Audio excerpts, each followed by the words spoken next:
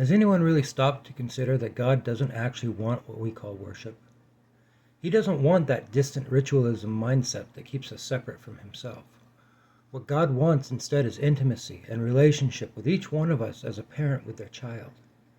Even the greatest command to love Yahweh your God with everything you've got implies intimate relationship.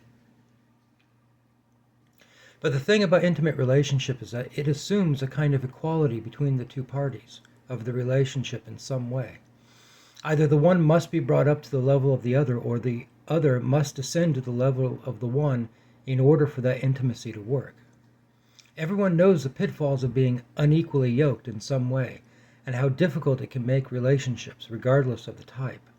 There is always an understood barrier that there be it social class.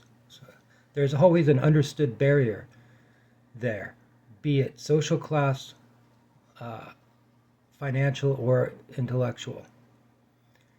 There's a reason that Jesus came, not as the conquering king demanding worship, but as essentially everyone's best friend and brother. The man who knew you intimately and whose genuine care for you could be seen in his eyes, his speech, and his body language. The man who would tell you the truth because he cared, no matter how much it might have offended, because he genuinely wanted you to come home.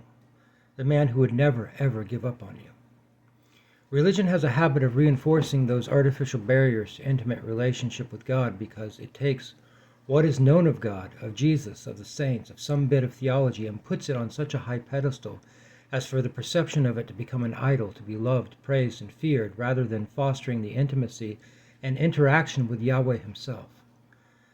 The rituals can be a gateway to doing so, but they can more often than not become a barrier, just as the Pharisees' own interpretations of the Torah became a barrier to actually recognizing Yahweh in the presence of Jesus Christ.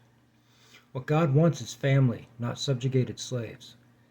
He wants his prodigal children to return home to his arms, not to relegate them to the slaves in the fields.